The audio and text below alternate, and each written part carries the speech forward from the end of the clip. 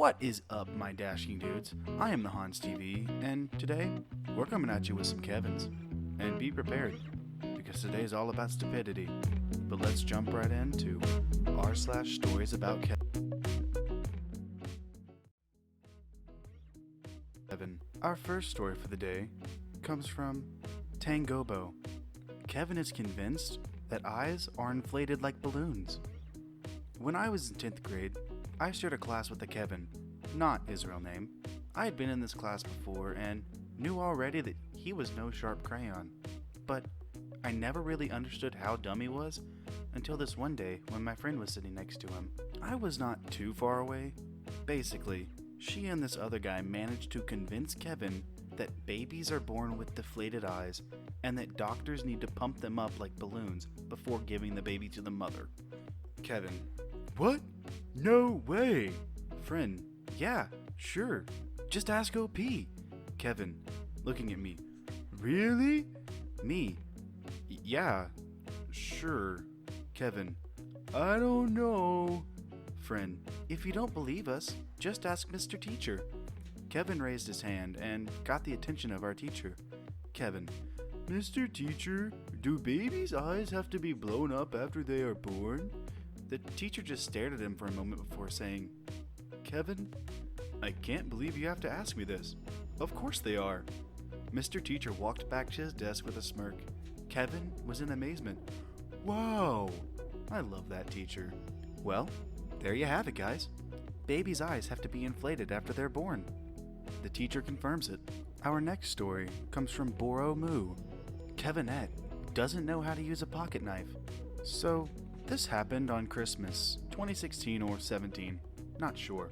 So, Kevinette, my female cousin, we all kind of knew that she was a ding-dong already, and her husband, who is not a Kevin, were visiting for Christmas this year.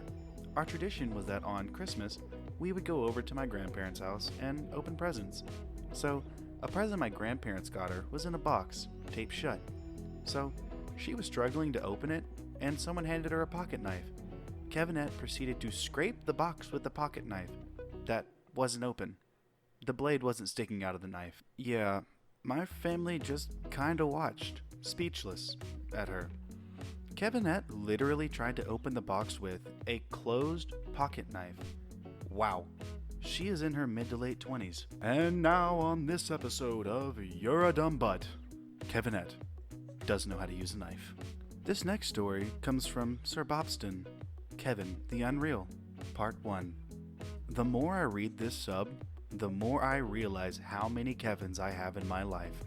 However, my current coworker has to be the biggest of them all. Much like the original Kevin, it is unclear how my coworker made it this far in life. I have the extra unfortunate circumstance of also having him as a roommate, so I can barely escape his never-ending parade of utter mindlessness and stupidity. I have so many stories that I can literally categorize them. I will do this for future posts. For now, I will share a few random stories so you can get an idea of his complete lack of brain function. Let's begin.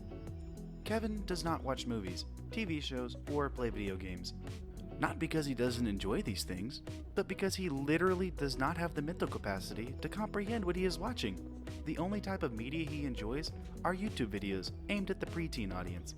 Kevin is in his mid-30s. Kevin is unteachable, not because of a learning disability, but because of a poor mindset. He is willfully and often proudly ignorant. He would much rather have other people do the thinking and make decisions for him.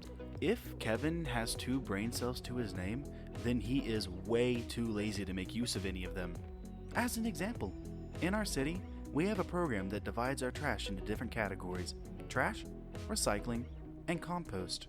Kevin couldn't figure out the system if you offered him $1 million to get it right once. I've given up and now everything goes into the trash. Sorry, Mother Earth. Another example is related to work.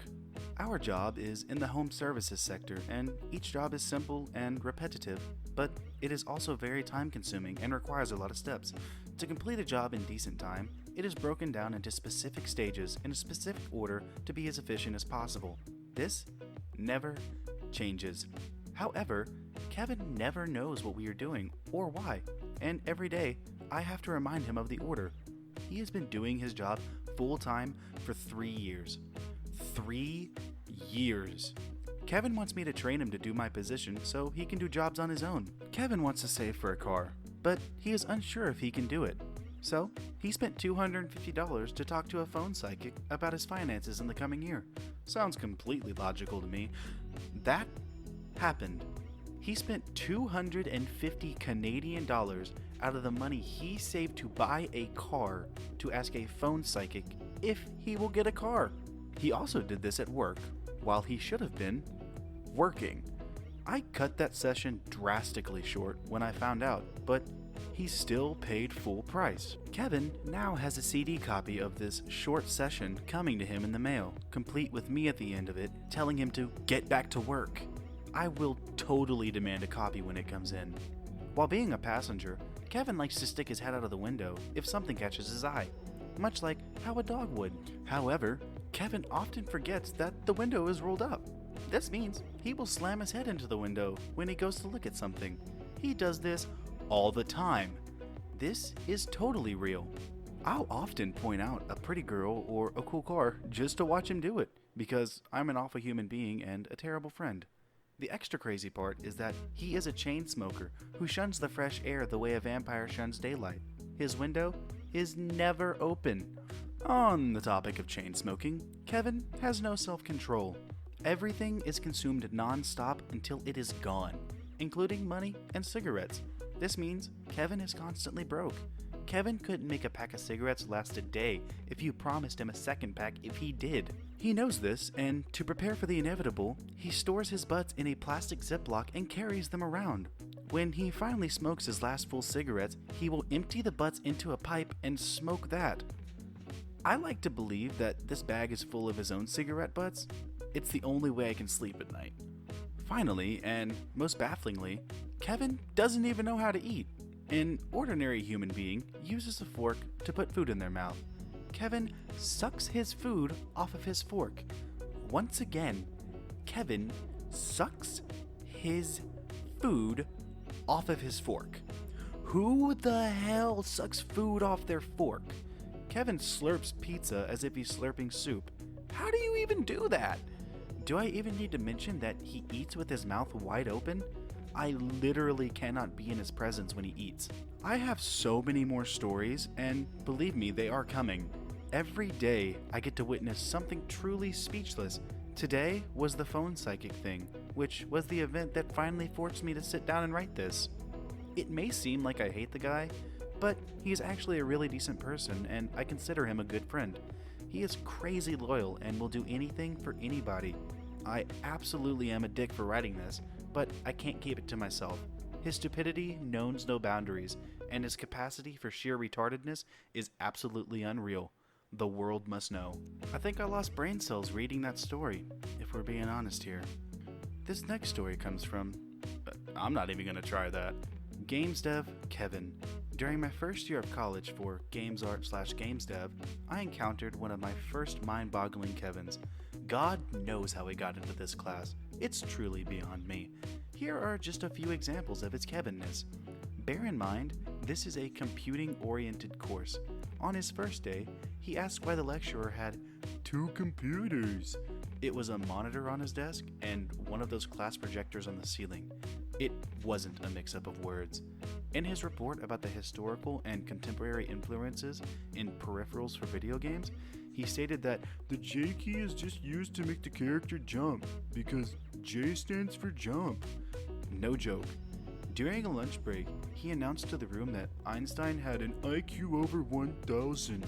When I showed him he was wrong, he punched me in the back of the head and ran out of the room before I could recover, punching all the drywall he could as he escaped down the corridor. Maybe we should be calling this guy Kyle.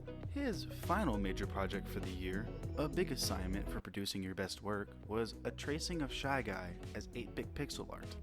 It's safe to say he didn't do very well, but still managed to get into a different IT course the year after. Despite the assault early in the year, he was a kind person and always brought something I left in another room to me. A hoodie, flash drive, pen, etc. I'm very forgetful. Alright, my dashing dudes, that's gonna do it for r/stories about Kevin. I was gonna do more in this subreddit, but I just don't think that I can handle that mentally. If you'd like to see more Kevin, go ahead and leave the video a like and subscribe. Leave a comment down below with what you'd like me to read next. We do suggestion videos on Fridays. But with that being said, I will see you in the next video.